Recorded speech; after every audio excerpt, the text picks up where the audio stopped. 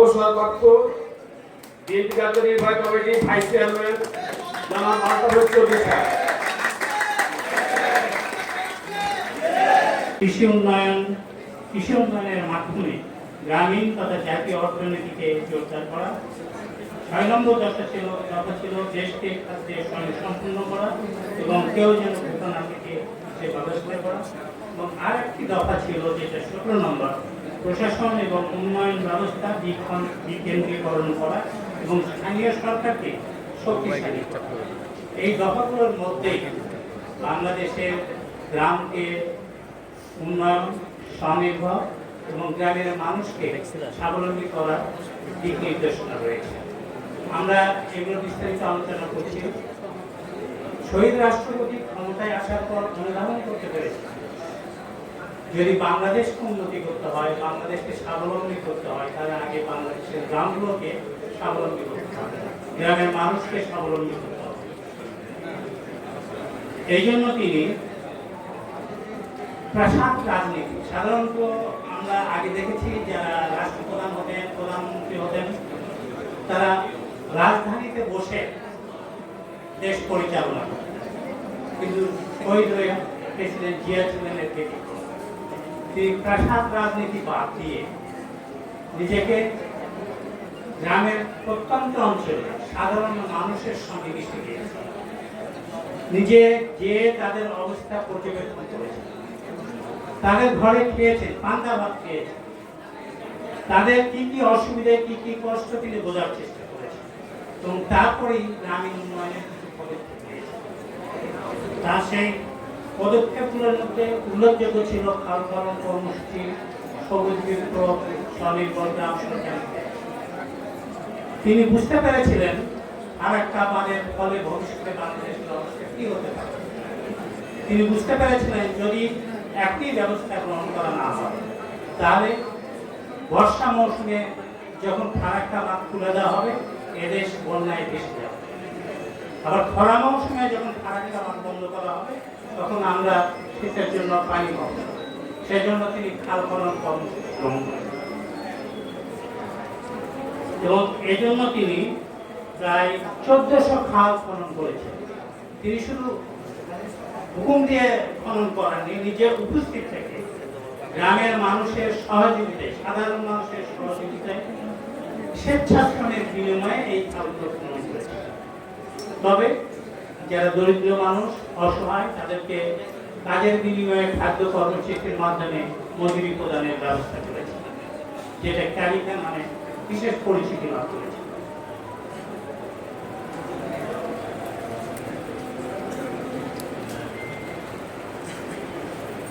এছাড়াও তিনি গ্রামের মানুষদেরকে মৎস্য চাষ, হাঁস মুরগি এবং ছাগল পালন, বৃক্ষরোপণে এবং বাড়ির আঙ্গিনায় এবং পরিত্যক্ত যে জায়গাগুলো ছিল সেগুলো যাতে অব্যবহৃত না থাকে সেজন্য উৎসাহিত করেছে।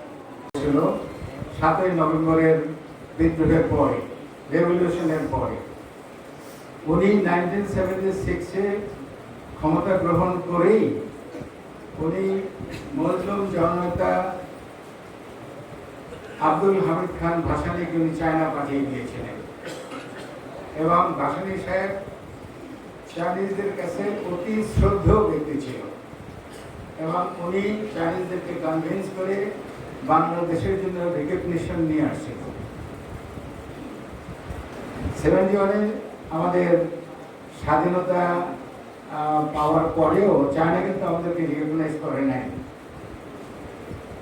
এটা বাংলাদেশের ইতিহাসে শ্রেষ্ঠ সন্তান, স্বাধীনতার ঘোষক, মুক্তিযুদ্ধের জেড ফোর্সের অধিনায়ক, বাংলাদেশি জাতীয়তাবাদ দর্শনের প্রবক্তা, বাংলাদেশ জাতীয়তাবাদী দলের প্রতিষ্ঠাতা, চেয়ারম্যান, ইতিহাসের কালজয়ী এক মহানায়ক শহীদ প্রেসিডেন্ট জিয়া রহমান। উনি 19শে জানুয়ারি 1936 সালে বগুড়ায় জন্মগ্রহণ করেন এবং উনি 1947 পর্যন্ত কলকাতায় হায়ার স্কুলে পড়তেন এবং দেশ স্বাধীন হওয়ার পরে, অর্থাৎ ইন্ডিয়ার পার্টিশন হওয়ার পরে উনি ওনার পিতামাতা পাকিস্তানে চলে গেলেন শহীদ প্রেসিডেন্ট উনিও পাকিস্তানে চলে গেলেন। উনি ইনিশিয়ালি ডিজে সিন করাচিতে DJ Sindh government science college ভর্তি হলেন এবং সেখানে উনি ওনার তার নাম ছিল কমল, সবাই জানেন আপনারা। উনি ওই কলেজের হকি টিম এবং ডিক্লেমেশন কন্টেস্ট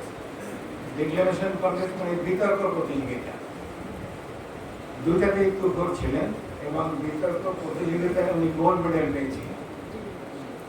তারপরে উনি 53 সালে পাকিস্তান মিলিটারি একাডেমিতে ভর্তি হন ক্যাডেট হিসাবে, জেন্টলম্যান ক্যাডেট। আর্মির ক্যাডেটদেরকে বলা হয় জেন্টলম্যান ক্যাডেট, এয়ারফোর্সের ক্যাডেটকে বলা হয় ফ্লাইট ক্যাডেট, আর নেভির ক্যাডেটকে বলা হয় নেভাল ক্যাডেট। আচ্ছা, তো একাডেমিতে উনি ভর্তি হলেন। তুখোড় ছাত্রনেতা ছিল।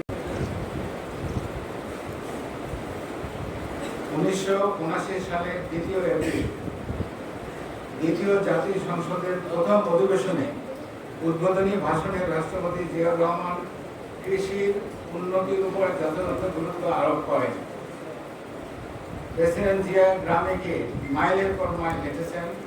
কৃষি উন্নয়ন উৎপাদন বৃদ্ধির জন্য করণীয় বিষয়ে কৃষকদের পরামর্শ দিয়েছেন। বাড়ির চারদিকে প্রতিটি জায়গায় ফল ও সবজি চাষ করার জন্য সবাইকে অনুরোধ করেছেন। রাস্তার 2 পাশে ফলের গাছ লাগানোর জন্য তিনি গ্রামবাসীদের উদ্বুদ্ধ ও সবজি চাষ করার জন্য সবাইকে অনুরোধ করেছেন। রাষ্ট্রপতির নির্দেশে কৃষি গবেষণা কেন্দ্র কৃষি উৎপাদন বৃদ্ধির জন্য কৃষির যান্ত্রিকীকরণ এবং জমিতে রাসায়নিক সার ও কীটনাশক ব্যবহারে কৃষকদের উদ্বুদ্ধ করে। কৃষিতে সবথেকে বেশি ভর্তুকি এবং সুলভ মূল্যে কৃষি যন্ত্রপাতির ব্যবস্থা সহ সার ও কীটনাশক মূল্যে মেরামত সংরক্ষণে কৃষকদের সহযোগিতা করার জন্য 6000 বেকার যুবককে প্রতিনিয়ত প্রশিক্ষণ দেওয়া হয়। এমনকি তারা যেন নিজ এলাকায় ছোটখাটো প্রকৌশল শিল্প প্রস্তাব করেছিলেন। শহীদ প্রেসিডেন্ট জিয়াউর রহমানকে কৃষক পিতা উপাধি দেওয়ার প্রস্তাব করেছিলেন। শুনেছেন বোধ হয় আপনার এই কথাগুলো। জিয়াউর রহমান সত্যিকারী একজন কৃষক বান্ধব বন্ধু ছিলেন। কৃষকদের স্বার্থ রক্ষা এবং তাদের উন্নয়নের জন্য তিনি জাতীয়তাবাদী কৃষক দল গঠন করেছিলেন। জাতীয়তাবাদী কৃষক দল কিন্তু আগে ছিল না, মানে আগে তো জাতীয়বাদী দলই ছিল না, কিন্তু যারা ছিল তাদেরও কৃষক দল ছিল না, তাকেও সেটা নাম করা ছিল না। কৃষি ও কৃষকের উন্নতির জন্য গৃহীত বহুমুখী কার্যক্রমের জন্য তিনি এদেশের মানুষের মনের মণিকোঠায় অমর হয়ে আছেন। এখানে একটা সুন্দর কথা আছে, পাথরের কাগজে লিখনা নাম কাগজ ছিঁড়ে যাবে, পাথরে লিখনা নাম পাথর ভেঙে যাবে, হৃদয়ে লেখো নাম সুনাম রয়ে যাবে। 30 মে জিয়ার শাহাদত বার্ষিকী, 43rd শাহাদত বার্ষিকী হলো এই বছর। এই মহান রাষ্ট্রনায়কের প্রতি রইল আমাদের বিনম্র শ্রদ্ধা।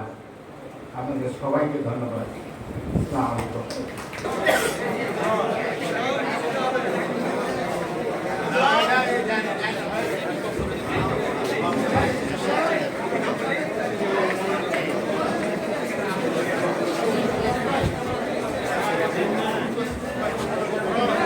এই পর্যায়ে বক্তব্য নিয়ে আসছেন রাজশাহী মহানগর বিএনপির আহ্বায়ক বীর মুক্তিযোদ্ধা অ্যাডভোকেট এরশাদ আলী ঈশা ভাই।